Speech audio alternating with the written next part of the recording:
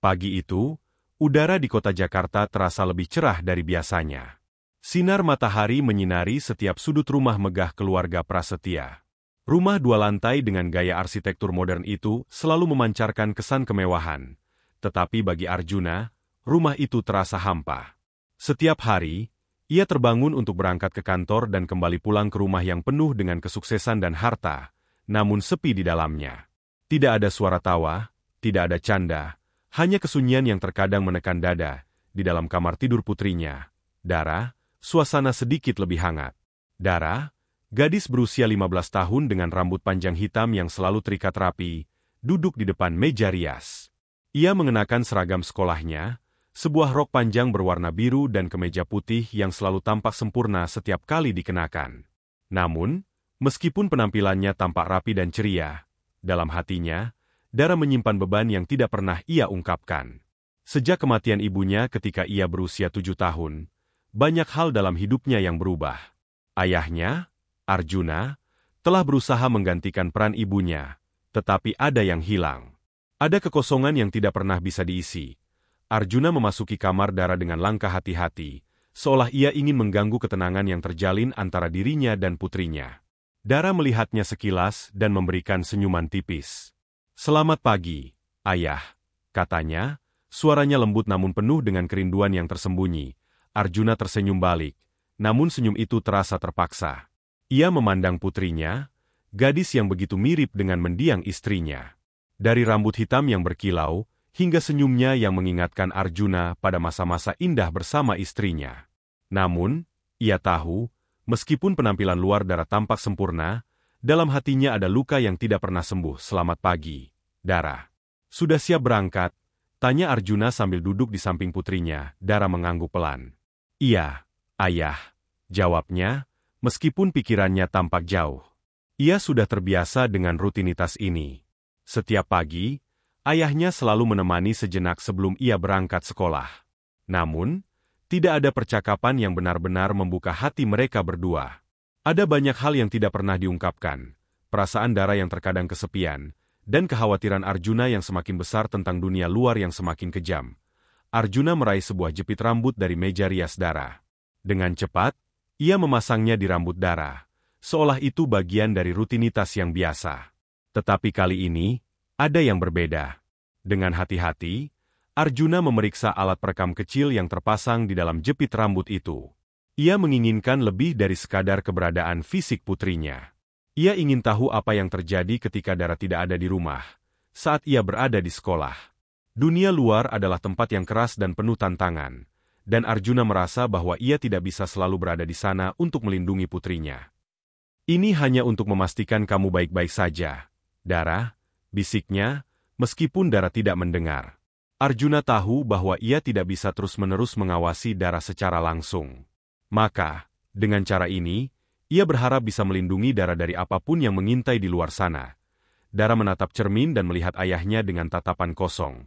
Tidak ada kata-kata yang perlu diucapkan, karena ia tahu bahwa meskipun ayahnya berusaha melindunginya, perasaan terluka dan kesepian itu tidak akan hilang begitu saja. Namun, ia tidak berani mengatakan apapun. Dara hanya tersenyum lagi, senyuman yang tersembunyi di balik perasaan yang semakin rapuh. Ketika Arjuna pergi ke ruang kerja untuk menyelesaikan pekerjaannya, Dara berjalan keluar rumah dan menuju mobil dengan langkah pelan. Di dalam dirinya, ia merasa ada yang janggal. Namun, ia tidak bisa mengungkapkannya. Hanya ada satu perasaan yang selalu menghantui setiap langkahnya, rasa kehilangan yang mendalam. Sebelum ia memasuki mobil, ia berhenti sejenak dan memandang rumah mewah yang telah memberi segalanya, kecuali satu hal yang selalu ia rindukan. Seperti setiap hari sebelumnya, Dara hanya berharap hari itu akan berlalu tanpa ada sesuatu yang lebih menyakitkan terjadi. Namun, siapa yang tahu, hari itu akan membawa perubahan besar dalam hidupnya. Dara tiba di sekolah dengan hati yang terasa berat, seolah beban di pundaknya semakin berat setiap harinya. Sesampainya di gerbang sekolah, ia mencoba untuk tidak terlalu memikirkan kata-kata kasarnya teman-temannya. Namun, meskipun ia berusaha mengabaikan mereka, suasana hati Dara tetap terpengaruh. Sejak pagi, ada sesuatu yang aneh. Seperti ada angin buruk yang mengiringi langkahnya. Pagi itu, saat kelas pertama dimulai, Dara memasuki ruang kelas dengan senyum yang terpaksa.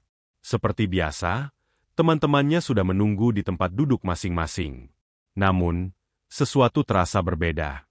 Tatapan teman-temannya yang biasanya ceria kali ini terasa penuh sindiran dan cemoohan. Dara mencoba untuk tetap fokus pada buku yang ada di depannya. Namun ada bisikan-bisikan yang mulai terdengar. Tuh, Dara datang lagi. Anak yang nggak punya ibu itu, ujar Lila, salah satu teman sekelas Dara, dengan suara yang cukup keras. Beberapa teman lainnya tertawa terbahak-bahak. Dara terdiam sejenak, merasa kata-kata itu menusuk jauh ke dalam hatinya. Ia memalingkan wajah, berusaha untuk tidak memperhatikan mereka. Namun, Lila tidak berhenti. Pasti nggak enak ya, hidup tanpa ibu. Enggak ada yang bisa jagain kamu kalau ada masalah. Sindir Lila lagi, kali ini dengan ekspresi yang penuh kebencian. Teman-teman yang lain ikut tertawa, beberapa malah menambahkan komentar kasar. Yah, pasti lebih baik tanpa ibu. Paling enggak ada yang ribet, kata Andi, teman sekelas lainnya yang selalu ikut-ikutan mengolok-olok Dara. Dara merasa seolah dunia runtuh di sekelilingnya. Setiap kata yang keluar dari mulut mereka seperti pisau yang mengiris dalam-dalam. Rasanya, seperti ada jurang besar yang terbuka di hadapannya, dan ia jatuh begitu dalam tanpa bisa meraih pegangan apapun. Ia ingin melawan, ingin berteriak, namun tak ada kata-kata yang keluar. Yang ada hanya rasa sesak yang semakin dalam. Namun, puncak dari semua hinaan itu datang saat pelajaran olahraga. Dara tidak suka olahraga. Ia lebih suka duduk di kelas dan membaca buku atau menggambar. Tapi hari itu, Lila dan beberapa teman lainnya sengaja memilihnya untuk menjadi sasaran ejekan. Di lapangan, Dara tengah berusaha keras mengikuti permainan bola voli yang sedang berlangsung. Tanpa disadari, bola melambung tinggi menuju arahnya, dan meskipun ia mencoba untuk menyambutnya, bola itu justru menimpanya dan jatuh ke tanah, sama seperti hidupmu, Dara. Jatuh dan enggak pernah bisa bangkit, ujar Lila dengan tawa yang menyakitkan. Tak cukup sampai di situ, Andi dengan sengaja menjatuhkan botol airnya yang penuh tepat di depan Dara, membuat Dara tercebur di genangan air yang basah. Mereka semua tertawa keras. Dara terdiam, menahan air mata yang mulai menggenang. Tak ada yang membantu, tak ada yang peduli. Dara, yang sudah merasa begitu terpojok, tiba-tiba merasa tidak tahan lagi. Sesuatu dalam dirinya pecah. Dengan langkah cepat, ia berlari meninggalkan lapangan olahraga. Tanpa memperhatikan apa yang terjadi di sekelilingnya, ia terus berlari hingga keluar dari pagar sekolah. Ia tak peduli lagi. Ia hanya ingin melarikan diri dari semuanya. Dari hinaan yang terus berputar di kepalanya, dari rasa sakit yang menghimpit hatinya, dan dari perasaan kosong yang selalu ia bawa setiap hari. Di luar pagar sekolah, Dara berhenti dan duduk di pinggir jalan, menangis tanpa suara. Rasa sakit itu terlalu besar, dan dia merasa begitu sendirian. Tak ada ibu yang bisa menenangkan, tak ada sahabat yang bisa mengerti. Hanya dirinya yang terjebak dalam dunia yang seolah tak pernah peduli. Tangan Dara menyentuh jepit rambut yang terpasang di kepalanya.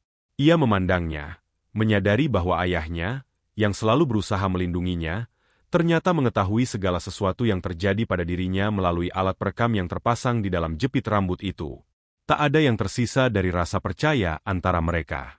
Dara merasa seperti objek yang selalu diawasi, bukannya seorang anak yang diperhatikan dan dicintai. Sementara itu, Arjuna yang sedang di kantor merasakan kekhawatiran yang mendalam.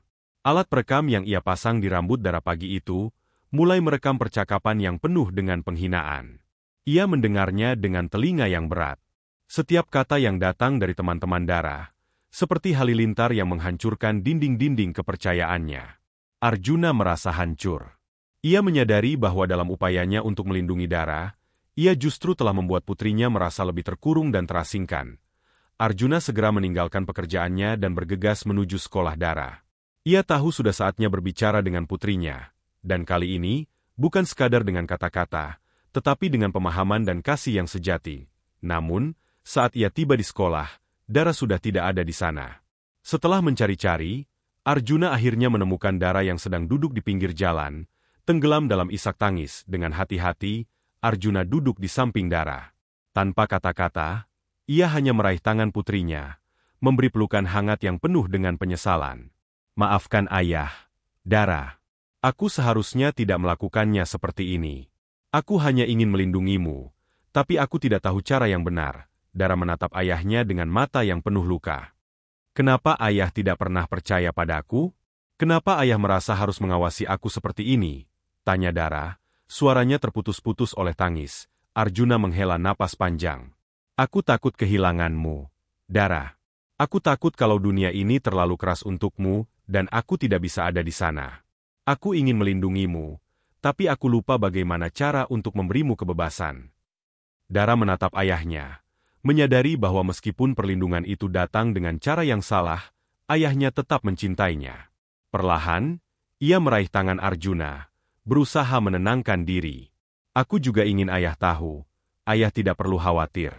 Aku bisa menghadapi semuanya. Tapi aku juga butuh kepercayaan, bukan pengawasan. Mereka berdua duduk dalam hening, menyadari bahwa cinta mereka masih ada, meski teruji oleh kealpaan dan kesalahpahaman.